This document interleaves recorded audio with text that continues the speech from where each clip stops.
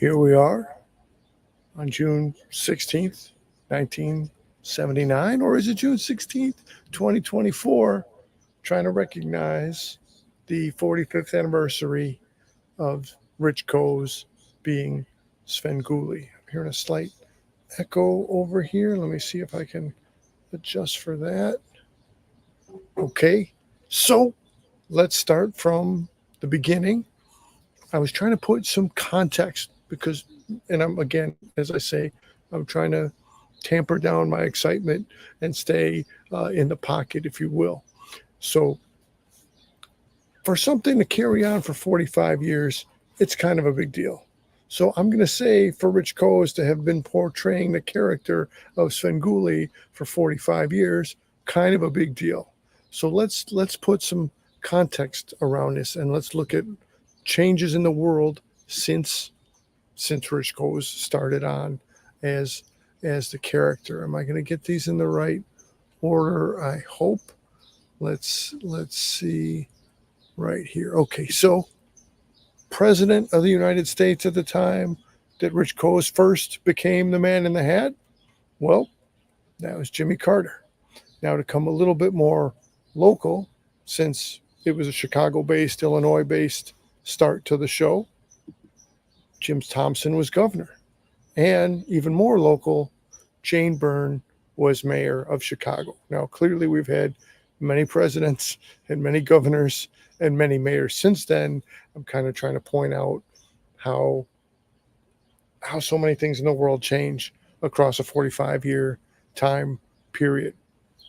Let me jump to comments for a little minute, and then I'll come back and look at some other things. What else was going on in 1979 at the time? So here we go. Comments, and Michaela had dropped in a good evening, all, and happy 45th anniversary day from Store Ghoulie.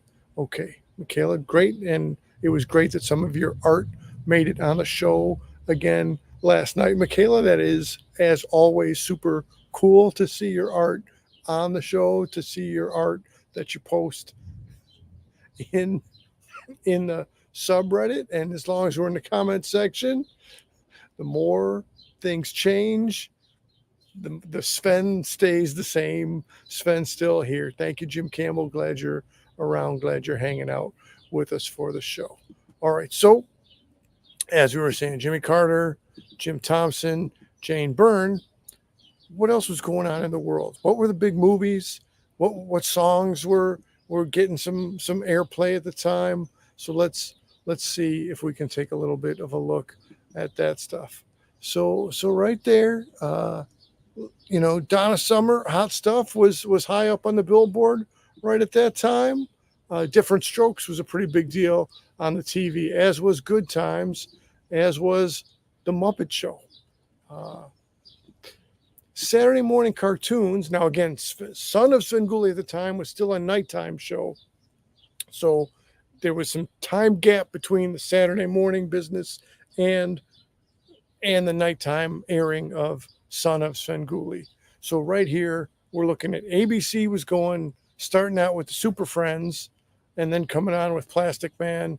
Boy, so they were DC, and then Marvel, and then they still had some Scooby-Doo business going on. Then came American Bandstand. Dick Clark was still doing American Bandstand back at the time. Now, CBS was going a different route with Mighty Mouse, Heckle Jekyll. Got to have some Warner Brothers representation with Bugs Bunny, Roadrunner, Popeye, Fat Albert, Jason of Star Command, Tarzan, Super 7, all this stuff. And NBC was running Daffy, Casper, Fred and Barney Meet the Thing. If that's not a timestamp, I don't know what is. So Johnny Quest, I was just watching some Johnny Quest this morning, which is always a good thing to check out. But again, just what was going on in the world in 1979, all this stuff was. Comments, timeless and classical, absolutely timeless and classical. Thanks for popping in on that commentary, Mr. Campbell. Thank you so much. All right, so here we go. Let's just ahead again in a shot of the Super Friends also, because I was for sure watching that stuff in the time. So as we know, recently Rich Coes had just hosted at the Godzilla versus the Music Box, the Godzilla music, not music, Godzilla at the Music Box, the movie marathon is what I'm trying to say. The week slate of films that they had. So again, it was real cool as we just did some coverage in the previous episode back just a few days ago on the 10th. So here we are now on the exact date of the 16th, and I wanted to recognize all the contribution, all the big deal, all the hoopla around Rich Coes and running the Svengoolie character. So let's take a look at somebody who is a top coverage person, as it says here in the crawl, Chris Hamby on the silver screen reflections. So let's go take a look at what Chris posted just hours ago right here. And he calls this a brief post because we know typically Chris is really comprehensive in everything that he's doing. So a quick shot of his Svengoolie collectible pieces there. Again, Chris is always listing in important links in what he's doing. So there's some vintage YouTube material that you can see, and then bring it up to more current with the Svengoolie stomp. So it's absolutely cool, and I encourage people to go check out Chris's blog directly, Silver Screen Reflections. And if we can see the view count right there, 99,416 viewers, soon to hit 100,000. It's great that Chris has been covering Svengoolie for that length of time to have that many viewers. All right, now let me see if I can flip the tab over here. All right, let's get the other tab up and running, and let's take a look at the old Reddit. Now, typically we go straight to the Svengoolie subreddit group when we check in on Reddit, but I wanted to look at the classical horror subreddit over here because I was having a good conversation with those people over there, and we'll come back into the IMDb pictures in just a minute. But so 45 years ago, says me, horror host Son of Svengoolie premiered, and I couldn't find the edit there. I left out an E. But anyway, so some people were saying they were more in the territory of the ghoul, but were a decent fan of Joe Bob. And then Moose over here has been a Chicago person, but never before knew about the moniker Son of Svengoolie. Moose only jumped on after Rich Coes was already running the show title of Svengoolie. So again, cool to make cool conversation with different people across the different ways of Reddit. And let me come back around here, and now let's take a look at the good old Svengoolie subreddit itself right here. And let's go. Whoa, hey bird. Hey, sometimes we've had cars go by, sometimes, but that's the first time a bird flew really close to the camera. So hello bird passing through. Even the birds want to recognize the 45th anniversary of Rich Coes going Svengoolie. So again, there I was posting, thanks Rich for doing the character, for being there, for providing the entertainment, for being the centerpiece around which the community had built. And let's scroll down a little bit more. So there's Warner, of course, jumping in with his own recognition. Here's Warner again, jumping in with a Father's Day themed recognition. There's Michaela, aka Storgoolie, laying down a picture of Doug Graves. Nanette, I do want to encourage people to check out Nanette's own YouTube channel. She did a real nice video graphic here as only she can with her impressive skill set. So please do look over at Nanette's YouTube. And of course, there's an ad, people doing pit and pendulum conversation. Oxy Def, as always, with his great depth of knowledge, getting into the inner details of possible plot holes in the movie, or at least how could it all come together. And as we can see, a whole lot of and see right there's Michaela's own art that just was featured yesterday on the show. Warner's given us pretty much a total. Okay, so here, let's talk on this. As I do take interest in the history of the, as I say, the mascots or the sidekicks, back to Zelda, back to Durwood, back to Zalman Tombstone. Somewhere after Tombstone, and I need to make a list of the exact sequence and the order. Somewhere after Tombstone, somewhere before Kerwin, came Ed the Bat. So Warner remains like the Indiana Jones of Sven props or Sven souvenirs, Sven artifacts, because somehow he found the exact replica of Ed the Bat.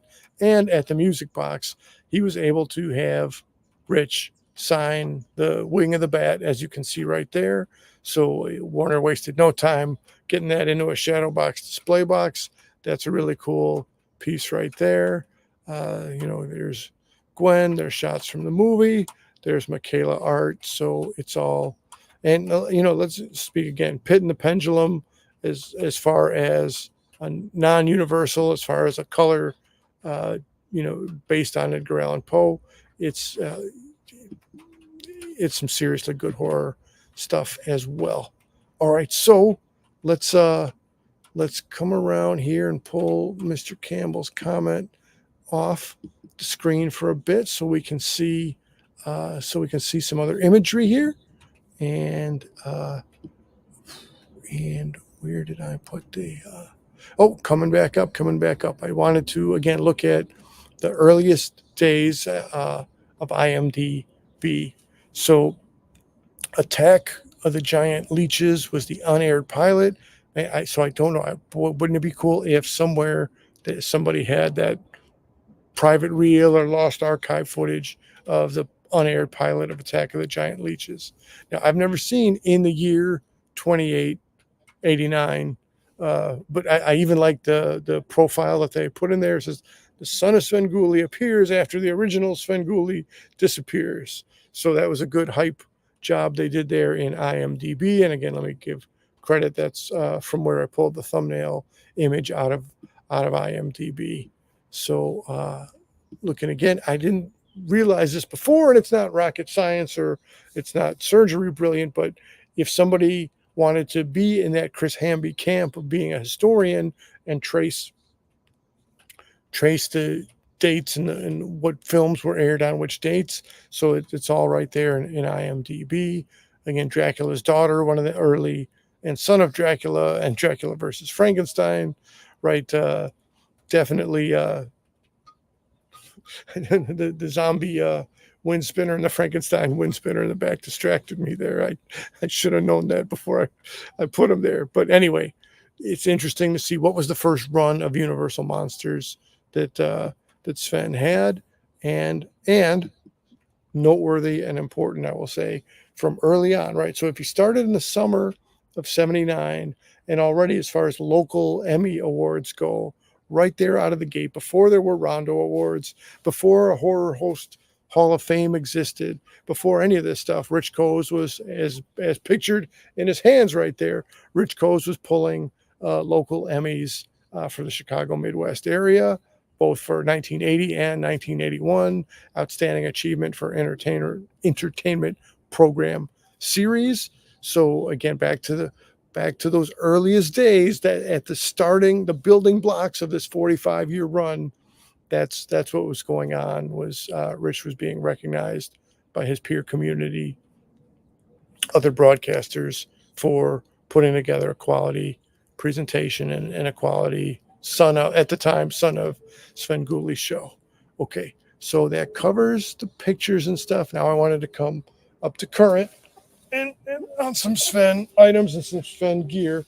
Last time I wore this shirt and I had to stop and think and look at it a little bit. So I say the green glove. I was saying, unless I'm missing the point, that's a Gwengoolie item. The candelabra, unless I'm missing the point, that's a Nostalgia Ferratu item. And the bow tie, unless I'm missing the point, that is an Imp item.